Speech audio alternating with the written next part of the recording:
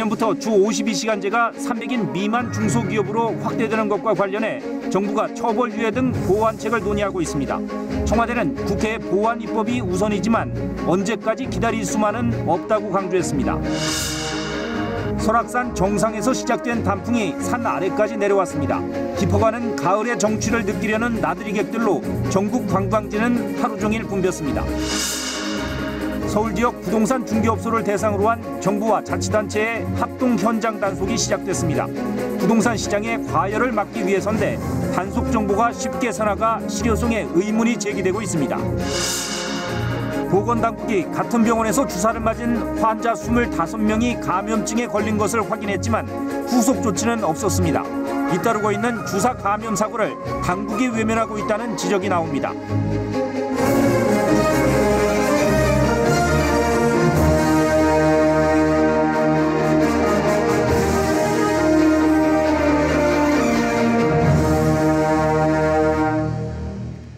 여러분 안녕하십니까? 일요일 밤 9시 뉴스입니다.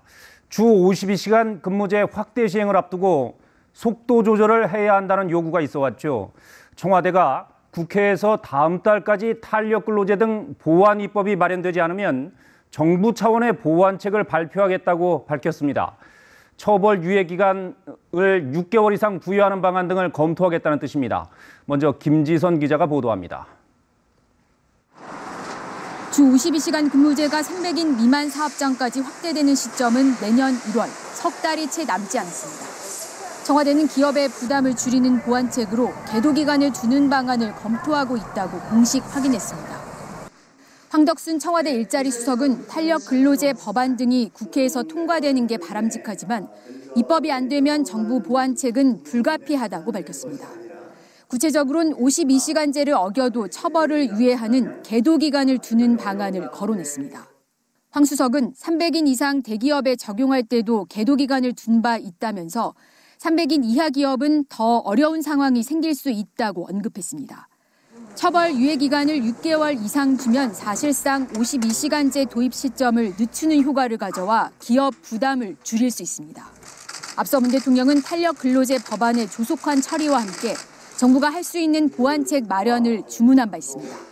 확대 시행되는 것에 대해서는 경제계의 우려가 큽니다. 만에 하나 입법이 안 될 경우도 생각해 두지 않으면 안 됩니다. 청와대는 국회 입법을 기다릴 수 있는 한계 시한을 11월까지로 꼽았습니다. 이 기간 동안 국회 논의 상황을 지켜본 뒤 연내 입법이 불가능하다는 판단이 내려지면 정부 보완책을 발표하겠다는 뜻입니다. KBS 뉴스 김지선입니다. 청와대가 보완 입법이라고 밝힌 탄력 근로제는 이미 지난 2월 경사노위에서 시행 방안이 합의됐었습니다. 그런데 여야의 정쟁이 계속 이어지면서 관련 법안이 7개월째 국회에서 표류하고 있습니다. 지금도 국회 상황이 크게 달라진 게 아니어서 이번엔 입법이 가능할지 모르겠습니다. 이어서 이세연 기자입니다. 이번 주에 64시간 일하고 다음 주엔 40시간 일한다. 회사 상황에 따라 주 52시간 근로시간을 나눠 쓸 수 있어 중소기업이 특히 원하는 탄력 근로제. 단위 기간을 3개월로 할지 6개월로 할지가 쟁점이었는데 올 초 극적 합의를 이뤘습니다. 이런 첨예하게 부딪히는 문제도 정말 이제 합의를 하는구나. 하지만 합의에도 관련 법안은 7개월째 표류 중입니다. 합의대로 탄력 근로기간을 6개월로 연장하자는 민주당과 6개월로 하되 선택근로 정산기간도 늘리자는 한국당이 맞서면서입니다. 아니 지금 법사위도 지금 파행돼 있고 지금 그리고 아니 생각을 해보세요 신장님. 본회의 이틀 열어서 그거 빨리 처리하자고 하는데 왜 본회의를 챙기고 법안 소위 일하는 것 자체를 우리가 거부할 이유가 납득을 못하겠어요. 패스트트랙 전국등 국회 공전으로 입법이 늦어지자 재계가 직접 나서 법안 처리를 호소하기도 했습니다. 제일 급한 건 그거죠. 저 최저임금하고 탄력근로제에 관한 거 불확실성이 너무 크니까. 당장 내년에 주 52시간제를 시행해야 하는 중소기업들이 가장 큰 문제입니다. 299인 이하 50인 이상 52시간 노동시간 문제를 어떻게 접근할 것인가. 해결책 중에 가장 우선순위는 탄력근로제 6개월 부분, 그러니까 노사정에서 합의한 이 부분이 국회를 통과하는 것이 저는 제일 우선순위다. 패스트트랙 정국에 이어 이번엔 조국 정국까지 계속되면서 이번 정기국회에서도 법안 처리는 불투명해 보입니다. KBS 뉴스 이세연입니다. 조국 전 장관 사퇴 이후 첫 주말이었던 어제 여의도와 광화문에서 서로 다른 목소리의 대규모 집회가 열렸지요.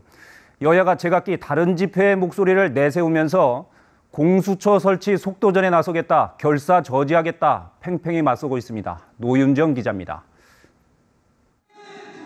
국회 앞 검찰개혁 집회 하루 만에 소집된 민주당 검찰개혁 특위. 서초동에서 시작된 국민명령이 국회로 왔다며 신속하고 강력하게 명령을 집행하겠다고 했습니다. 다음 주에는 또 그 다음 주에는 더 많은 촛불이 파도가 되어 여의도를 가득 채우게 될지도 모를 일입니다. 민주당이 내놓은 대답은 민심에 따라 패스트트랙 법안 가운데 공수처법을 우선 협상하겠다는 것. 안 되면 한국당을 뺀 4당 공조에 나서겠다. 필요하다면 바른미래당 요구대로 기소심의위원회도 만들 수 있다고 했습니다. 그러면서 이른바 삼성 떡값 검사 명단까지 언급했습니다. 공수처법은 리스트에 올라와 있었지만 조사도 처벌도 받지 않았던 황교안 검사와 같은 사람을 조사하는 법입니다. 한국당은 이제는 야당 대표에게 폐악질을 한다며 발끈했습니다. 공수처를 빨리 만들어서 조국 전 장관 수사를 가져오려고 한다고 주장하기도 했습니다. 하루라도 빨리 공수처를 만들어 피난처를 삼으려는 민주당이 애처롭고 가증스럽습니다. 민주당은 여야 4당만 합의되면 이르면 이달 말 공수처법만 먼저 표결할 수도 있다는 입장입니다.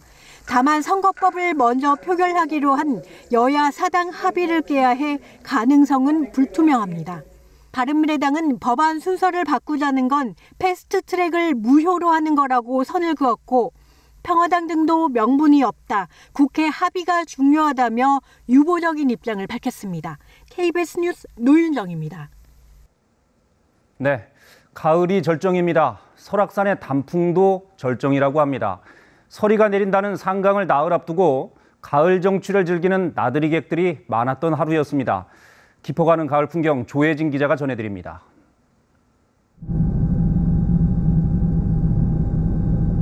깎아지른 바위산 안쪽에 사찰이 아담하게 자리 잡았습니다. 고즈넉한 사찰에 울긋불긋 단풍이 어우러져 절정의 가을빛을 뽐냅니다. 붉은 빛은 기암괴석 사이 골짜기를 따라 계속 이어집니다.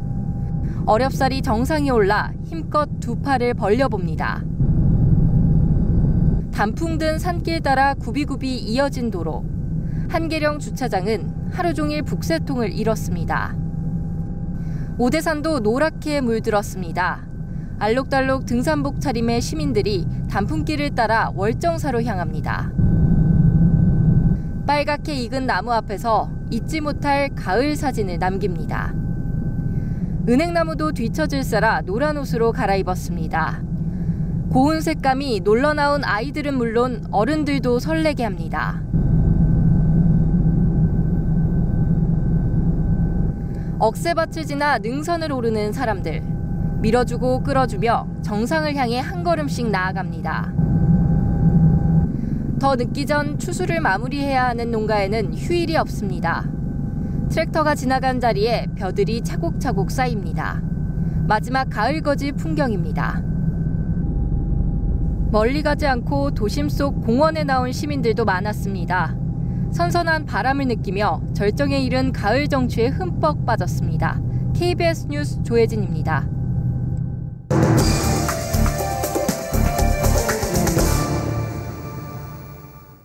직장 내 괴롭힘 실태를 조명해보는 사무실 시리즈. 오늘은 대학 내 문제를 짚어보겠습니다. 근로계약 관계가 아니라서 직장 내 괴롭힘 금지법의 대표적 사각지대로 꼽히는 게 바로 대학 교수와 대학원생의 관계입니다. 국내 대표 사학인 연세대의 한 교수가 자신이 주도한 행사에 대학원생들을 동원하고 물품 기부까지 강요했다는 주장이 제기됐습니다. 허효진 기자가 취재했습니다. 서울의 한 교회에서 열린 어린이 대상 영어교육 행사입니다. 행사를 주관한 연세대학교 영어영문학과 A 교수는 이번 행사가 자원봉사자들의 무료 봉사로 이뤄지고 행사 수익금도 전액 기부할 것이라고 강조합니다. 무난한 3만 원의 생활비를 단 한 번도 운영 비록 사용하지 않고 100% 불법으로 되어 있습니다. 자원봉사 하시는 분들이 행사 주머니에서 조금씩 돈도 내시고. 이 행사가 있기 2달 전 A 교수가 자신의 대학원생들과 만든 단체 대화방입니다. 행사 홍보 계획과 방법을 제출하라고 지시하고 자원봉사자들에 대한 교육까지 맡깁니다.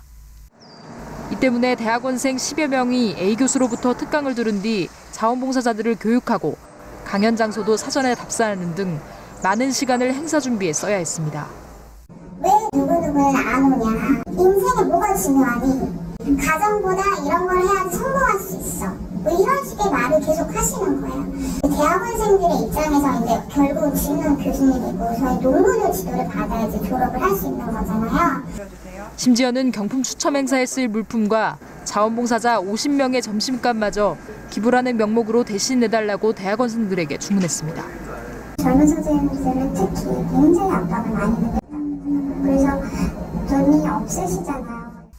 행사에 동원된 대학원생들에겐 한 푼의 보수도 주어지지 않았습니다. 행사 동원에 부담을 느껴 휴학을 택한 대학원생도 3명이나 됩니다. 이 때문에 대학원생 11명이 지난 2017년 학교에 이 같은 사실을 신고했고 A 교수는 대학원 강의에서 배제됐습니다. 제가 드릴 수 있는 말씀은 없고요. 일방적인 주장과는 대부분의 경우에 사실과 다르다는 말씀만 드립니다. 최근 이 일로 A 교수에게 2달의 감봉 처분이 확정됐지만 신고를 한 대학원생들은 처벌이 미흡하고 인권 침해에 대한 조사가 충분하지 않았다며 비슷한 피해를 겪었던 다른 학생 7명과 함께 교육부와 인권위 등의 A 교수를 신고했습니다. KBS 뉴스 허유진입니다. 홍콩 사태가 오늘로 꼭 5달째 접어들었습니다. 지금 이 시각에도 복면금지법에 항의하는 시민들의 시위가 이어지고 있다는데요. 홍콩 연결해 보겠습니다. 안양봉 특파원, 현장 상황이 좀 어수선한 것 같은데 오늘도 충돌이 있었습니까? 네, 제가 나와 있는 곳은 홍콩 구룡반도 멍콕 경찰서 근처인데요. 행진이 시작되고 4시간 뒤부터 시작된 충돌이 지금도 이어지고 있습니다. 지금 이것뿐 아니라 구룡반도 곳곳에서 물리적 충돌이 이어지고 있는데요. 상당수 시민이 연행되거나 다쳤다는 소식도 들려오지만 아직 정확한 집계는 나오지 않고 있습니다. 오늘 시위는 캐리람 행정부가 지난 5일 전격 시행한 복면금지법을 규탄하는 시위입니다. 공공장소에선 마스크를 쓸 수 없고 이를 어길 때는 최고징역 1년의 실형이나 벌금형을 선고받을 수 있습니다. 인권 침해 소지가 있다는 지적이 당연히 나오는데요. 때문에 오늘 홍콩 시민들은 마스크나 복면을 일부러 하고 나와서 그 법은 지키지 않겠다, 나도 잡아가라며 불복종 운동을 하고 있습니다. 법치 사회에서 정부가 선포한 법이 집행되지 않는 캐리람 행정부에 대한 홍콩 시민들의 불신이 얼마나 높은지를 보여주는 상황이 내내 이어지고 있는 겁니다. 네, 시간이 지나도 시민들의 목소리가 잦아들지 않는 모습인데요. 오늘 집회도 최소 수만 명이 참여했다고요. 네, 그렇습니다. 오늘 집회는 경찰이 허가하지 않은 불법 집회입니다. 시민 참여를 막으려고 지하철 운행을 상당 구간에서 중단하기도 했었는데요. 하지만 시민들의 참여를 막지는 못했습니다. 아직도 정확한 집계는 나오지 않았습니다만은 홍콩 언론은 최소 수만 명이 참석한 것으로 전하고 있습니다. 지난 6월 이후 홍콩에서 열린 집회와 시위가 이미 200여 차례 넘습니다. 경찰에 연행된 시민이 2,500명을 넘어섰고요. 12살 아이부터 83살 노인까지 세대도 다양합니다. 갈등이 깊어지면서 자살하거나 또 홍콩을 떠나는 사람들도 속출하고 있습니다. 여러 지표에서 확인되듯이 경제 상황도 상당히 나빠졌습니다. 집회 참석 시민은 다소 줄어들었지만 민주화를 요구하는 목소리는 잦아들지 않고 있는데요. 5대 요구 중 어느 것 하나 양보할 수 없다는 주장입니다. 오늘도 중국계은행과 상점 등이 집중 공격 대상이 됐는데요. 중국 정부는 일국 양제는 한치도 흔들 수 없다는 입장이지만 홍콩 시민들은 그런 중국을 받아들이지 않고 있습니다. 네, 홍콩 상황 앞으로 계속 지켜봐야겠군요. 홍콩 안양봉 특파원이었습니다. 연이은 대책에도 서울 부동산 가격이 계속 오르자 정부가 자치단체와 함께 중개업소들에 대한 현장 단속을 시작했습니다. 하지만 첫날부터 정보가 쉽게 새나가 제대로 된 단속이 쉽지 않아 보입니다. 노태영 기자의 보도입니다. 서울 강남의 한 아파트 단지. 85제곱미터 기준 집값이 넉 달 새 2억 원 가까이 급등한 곳입니다. 인근 부동산 중개업소에 합동 단속반이 들이닥쳤습니다. 네, 거래 많이 하셨어요?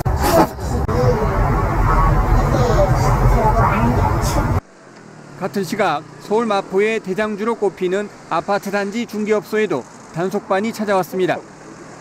역시 최근 가격이 1억 원 이상 껑충 뛴 곳입니다. 정부가 서울 부동산 중개업소를 상대로 집값 담합이나 업다운 계약서 작성 등 불법 행위가 있는지 단속을 벌이고 있습니다. 하지만 단속 첫날부터 순식간에 정보가 새나가 단속이 쉽지 않았습니다. 서둘러 문을 닫는가 하면 한 군데 단속 들어가면서 나머지들을 지금 다 연락해서 문 닫혀야 되고 있거든요. 용케 문을 연 업소를 찾았지만 이번엔 대표가 자리를 비웠습니다. 대표님 어디 가셨어요? 정부는 부동산 시장 과열 지역을 중심으로 상시 단속한다는 계획입니다. 한국감정원 기준으로 9월 서울 주택 매매 가격은 전달보다 0.17%나 올랐습니다. 가격이 좀 많이 상승했었던 지역을 저희가 대상으로 한 거고요. 지금 서울 마포 외에도 지금 다른 지역들도 지금 다음 주부터 해서 계속적으로 점검을 할 계획입니다. 국토부는 단속 첫날 중개업소 3곳에서 법 위반 사항 6건을 적발했다며 행정처분과 함께 고발 조치하겠다고 밝혔습니다. KBS 뉴스 노태영입니다. 일본 의류기업 유니클로가 위안부 문제 폄하 논란을 일으킨 광고를 전면 중단하기로 했습니다. 비판 여론을 무겁게 받아들인다고 밝혔는데요. 그러면서도 대규모 할인 행사를 벌이는 등 불매운동 극복에 본격적으로 나서는 모습입니다. 보도에 김수연 기자입니다. 유니클로의 최신 광고입니다. 제 나이대는 어떻게 입었냐는 소녀의 질문에 할머니는 오래전 일을 기억 못한다고 말합니다. 그런데 이 대답이 우리말 자막으로는 80년도 더 된 일을 기억하냐고로 번역됐습니다. 실제 대사엔 없던 80년도 더 된 일이란 표현을 놓고 유니클로가 일제강점기 위안부 문제를 조롱한 것 아니냐는 논란이 일었습니다. 유니클로는 결국 이 광고를 모두 내리기로 결정했습니다. 디지털 광고는 주말 사이 중단됐고 방송사 광고는 내일부터 송출이 중단됩니다. 논란 직후엔 광고 수정 계획이 없다고 밝혔지만 불매운동이 재점화하는 등 커지는 반발 여론을 고려한 것으로 보입니다. 그런 의도를 가지고 있지 않다라는 건 분명히 말씀드립니다만 많은 분들께서 불편함을 느끼시고 또 우려를 하셨기 때문에 그 부분 저희가 무겁게 받아들여서 유니클로는 할인 폭이 최대 50%에 달하는 대규모 행사를 진행하는 등 주춤했던 판촉 활동을 최근 다시 강화하고 있습니다. 그러나 할인 행사는 원래 예정된 일정이며 불매운동과는 무관하다는 게 유니클로 측 설명입니다. 매장 방문객에 대한 일부 비판적 시선을 의식한 듯 몇몇 제품들은 온라인몰에서 품절되기도 했습니다. 일본 제품 불매운동이 본격화한 지 100일을 넘긴 현재 전국 유니클로 매장 수는 지난해보다 한 곳 더 늘어났습니다. KBS 뉴스 김수연입니다.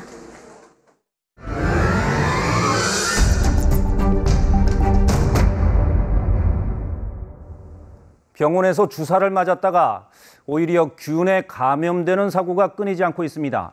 심지어 생명을 잃을 수도 있다고 하는데 보건당국이 이런 주사 감염 사고에 잘 대응하고 있을까요? KBS 탐사보도부는 원인 규명도 없이 보건당국이 덮어버린 한 집단 감염 사고의 전말을 추적 취재했습니다. 탐사K 우한울 기자입니다. 지난 2015년 5월 팔꿈치가 저렸던 52살 최모 씨는 동네 병원에서 주사 한 대를 맞았습니다. 통증을 완화해주는 신경 차단술, 이른바 통증 주사였습니다. 하지만 다음 날부터 주사를 맞은 부위가 빨갛게 부어올랐습니다. 주사를 맞았는데 이상 증세가 발현됐다. 그거로 인해서 이제 민원을 제기를 한 거죠. 다른 병원으로 가신 분도 있고 이상 증세가 있어갖고 입원실이 있는 다른 병원으로 갔고 여기저기 막 갔더라고요. 사흘 뒤 환자는 25명으로 늘었습니다. 모두 통증 주사를 맞았고 이후 고름이 차오르는 화농성 감염증을 앓았습니다. 16명은 상태가 심각해져 인근 병원 8곳에 흩어져 입원 치료까지 받아야 했습니다. 보건소에서 저희가 신고한 다음날인가 나오셨더라고요. 쭉 같이 와주고서는 그다음에 딱 수고해서 감사하고 있습니다. 성남시는 복지부에 사고를 보고했습니다. 그리고는 병원이 조제한 통증 주사 혼합액과 원료인 주사제를 수거해 식약처에 넘겼습니다. 한 달 뒤 나온 역학조사 결과입니다. 병원 측이 의심한 주사제에서는 균이 나오지 않았지만 대신 병원이 조제한 통증 주사에서는 황색 포도상구균이 나왔습니다. 병원의 감염 관리가 사고 원인이었을 가능성이 있는 결과였습니다. 그러나 복지부와 식약처는 이런 사실을 알고도 추가 조치를 하지 않았습니다. 이제 의료 관련 감염이잖아요. 그러면 질병관리본부에서 역학조사에 참여를 했어야 되는데 한번 확인해보라고 했거든요. 근데 받은 것밖에 없고 아마 그러면 관여한 게 없었던 것 같기는 했었어요. 진행하던 피해자 추적 조사도 마무리 짓지 못했습니다. 피해 환자 25명 가운데 9명은 어떤 이상 증상을 겪었는지 확인하지 않았습니다. 당시 역학조사 보고서에는 의무기록 정보 부족으로 이상 사례 증상을 파악 못했다고 돼 있습니다. 우선 다양한 것으로 전환된 중독이 있으신 분 있으시죠? 지금은 사실 파악은 안 돼요. 걱정되는 분은 좀 계세요. 당시 피해자들의 평균 나이는 59세, 당뇨, 고혈압, 폐결핵과 같은 질환을 앓던 장노년층이 많았습니다. 취재진은 당시 피해자들이 입원했던 병원들을 포함해 성남 일대의 병원들을 수소문했지만 나머지 9명의 현재 상황을 알 수 없었습니다. 현장에서의 실제적으로 치밀하고 또는 전문적으로 또는 수준을 지속적으로 진화시켜야 될 그 기능 자체가 충분히 역할을 못하지 않냐는 생각이 들고. KBS 탐사보도부는 보건당국이 원인을 규명하지 않고 외면한 또 다른 주사 감염 사례를 추적하고 있습니다. KBS 뉴스 우한울입니다. 이제 슬슬 미세먼지의 계절이 다가오는 모양입니다. 올가을 들어 처음으로 내일 수도권에 미세먼지 예비 저감 조치가 시행됩니다. 공공기관 차량은 2부제가 적용됩니다. 박광식 기자의 보도입니다. 모레 수도권 미세먼지가 나쁨 수준이 예보됨에 따라 내일 수도권에 예비 저감 조치가 발령됐습니다. 예비 저감 조치는 다음 날 비상 저감 조치 발령 가능성이 높을 경우 하루 전 미리 미세먼지를 감축하는 조치입니다. 예비 저감 조치가 발령되면 수도권 7,400여 개 행정공공기관 소속 직원 52만여 명에게 차량 2부제가 적용됩니다. 내일은 홀수날이어서 차량 번호 끝자리가 홀수인 차량만 운행할 수 있습니다. 경기 북부 지역의 아프리카 돼지열병 방역과 관련한 차량은 2부제 대상에서 제외됩니다. 겨울철과 이른 봄철에는 고농도 미세먼지 발생이 잦아지고 있습니다. 12월부터 3월까지는 미세먼지 계절관리제를 도입을 해서 미세먼지 발생의 강도와 빈도를 낮추는 작업들을 역점적으로 추진을 하고요. 공공기관이 운영하는 대기배출 사업장은 운영 시간을 조정하고 건설 공사장에서도 날린 먼지를 억제해야 합니다. 또 수도권 3개 시도에서는 분진 흡입청소차 등 도로 청소차 700여 대를 운영합니다. 예비 저감 조치 시행 중에는 민간 사업장과 공사장의 저감 조치와 배출가스 5등급 차량 운행 제한은 시행되지 않습니다. KBS 뉴스 박광식입니다. 지금 4대강 보에는 소수력 발전소 16기가 가동되고 있습니다. 여기서 만든 전기를 팔아서 4대강 공사로 진 빚을 갚겠다는 게 수자원공사의 계획이었는데요.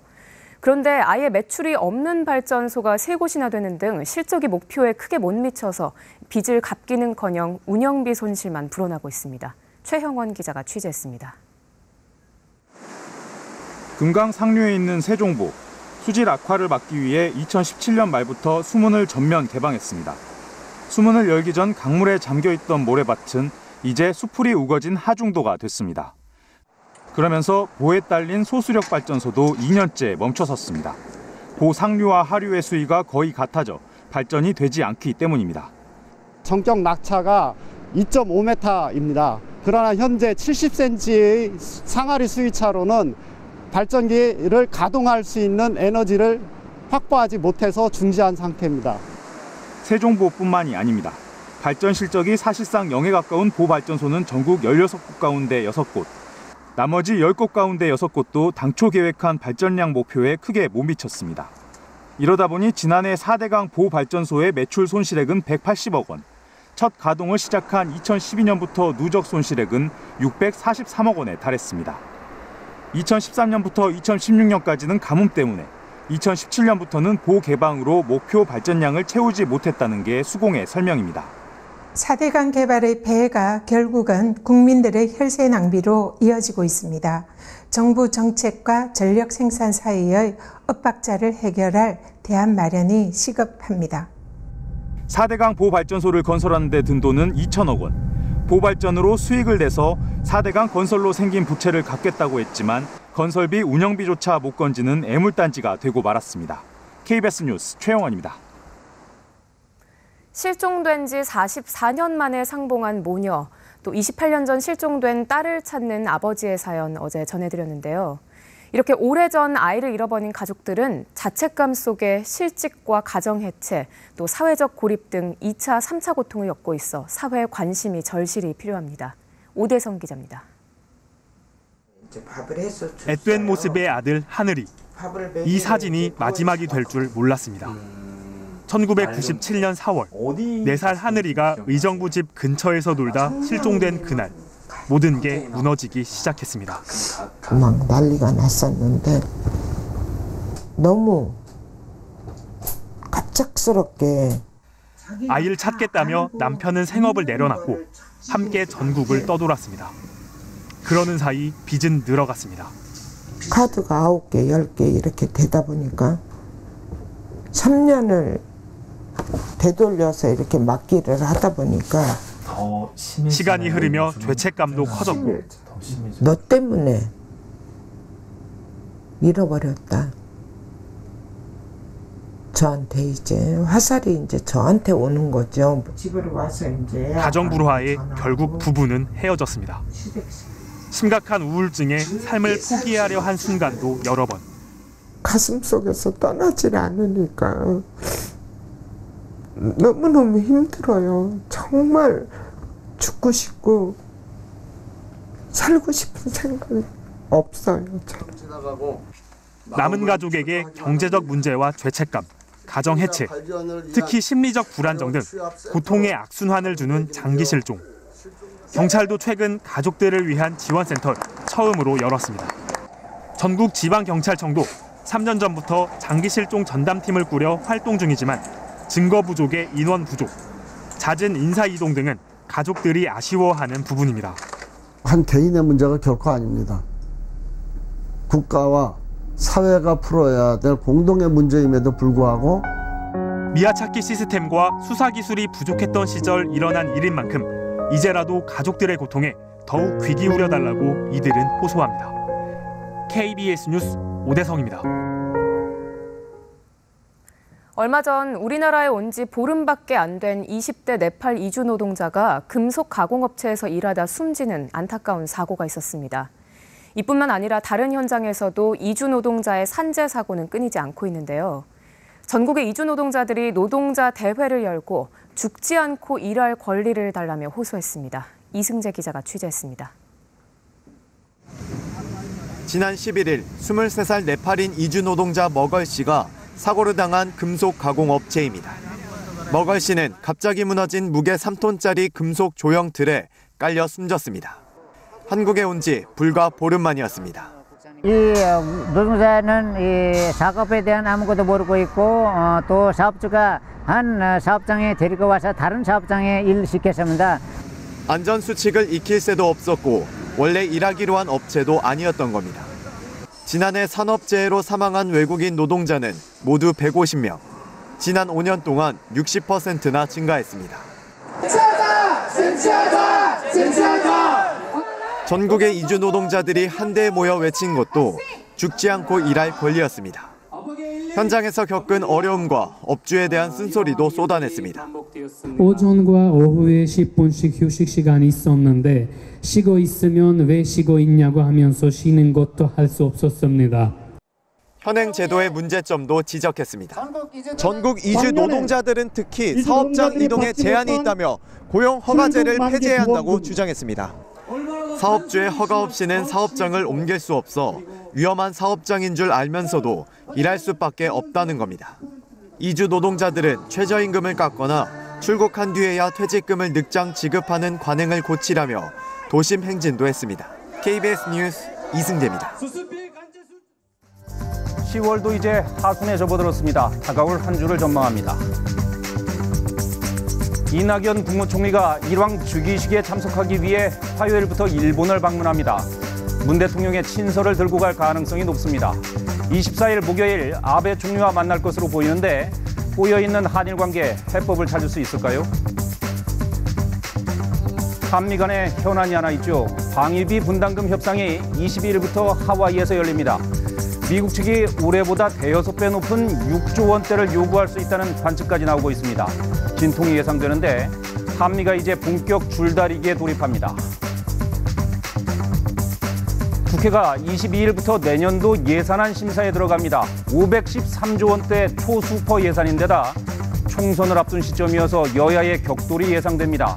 다만 야당의 장외투쟁에 사법개혁 이슈까지 맞물려 있어서 벌써부터 졸속 부실 심사 우려도 나오고 있습니다. 지켜봐야 되겠습니다. 분양가 상한제가 시행 초일기에 들어갑니다. 화요일 국무회의에서 법령이 통과될 것으로 보입니다. 그럼 곧바로 지역 선정 절차가 시작될 겁니다. 연말을 앞둔 부동산 시장에 긴장감이 감돌고 있습니다. 지금까지 다음 주 브리핑이었습니다.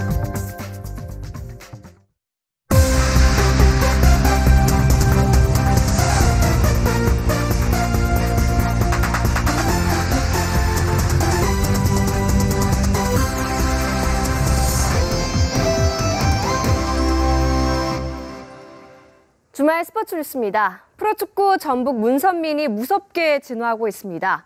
한 골 도움 1개, 올 시즌 10골 도움 10개를 달성한 문선민은 전북의 대승을 이끌었습니다. 박선우 기자입니다.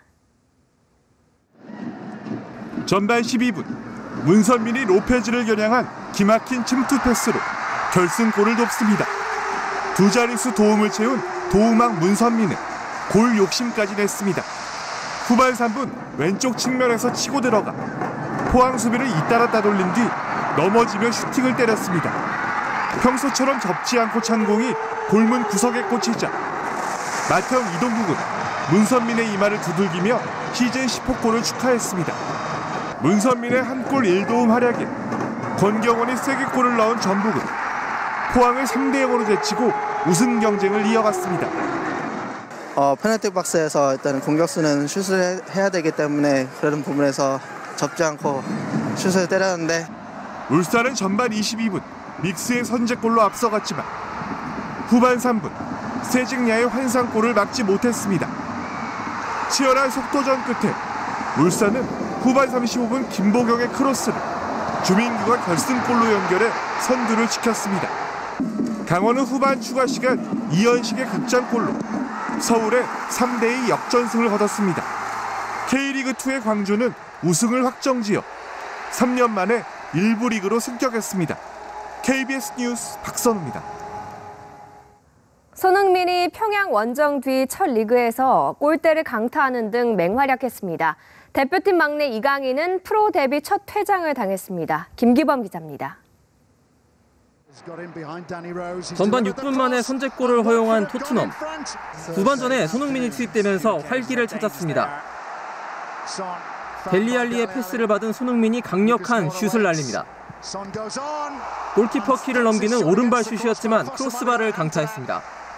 토트넘은 델리알리의 슛이 VAR 판정 끝에 골로 인정되면서 꼴찌 와포드와 간신히 비겼습니다. 후반 32분 투입된 발렌시아의 이강인은 의욕적으로 움직였지만 종료 직전 무리한 백태클을 시도했습니다. 상대 선수 스타킹이 찢어질 정도로 거친 반칙이었습니다.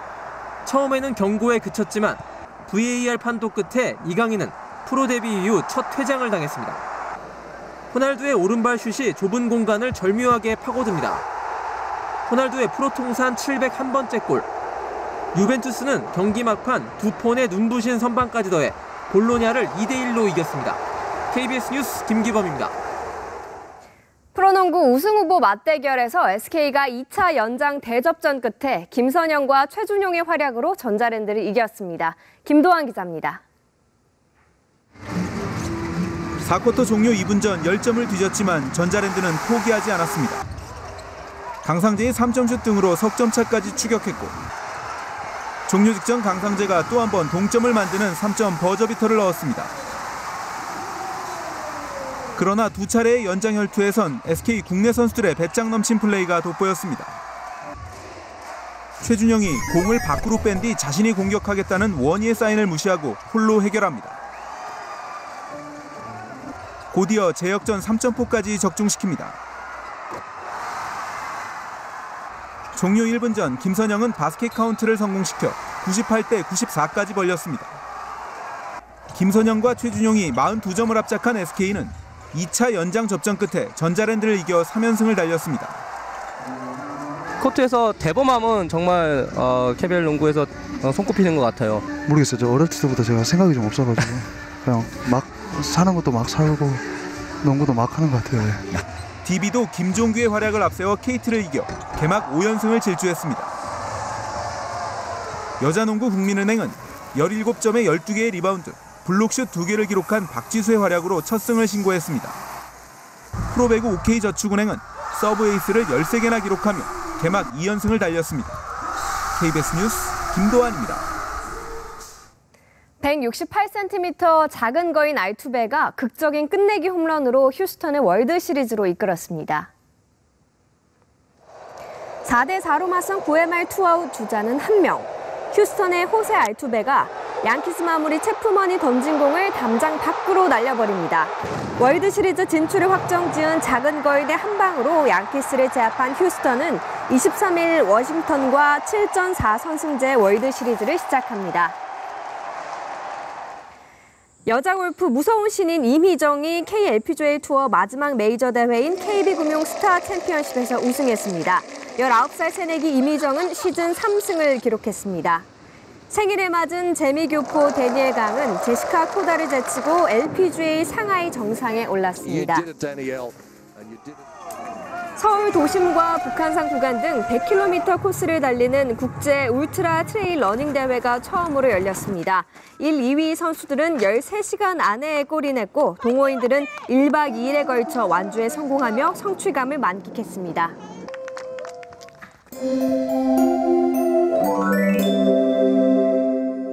휴일인 오늘 대부분 지역 20도를 웃돌면서 온화한 날씨가 이어졌습니다. 내일도 서울과 전주의 낮 최고 기온 24도, 대구 23도로 오늘만큼 기온이 오르겠는데요. 일교차가 10도 이상 크게 벌어져 아침, 저녁으로는 쌀쌀하겠습니다. 내일 아침 서해안과 내륙 지역에선 안개가 짙게 끼겠습니다.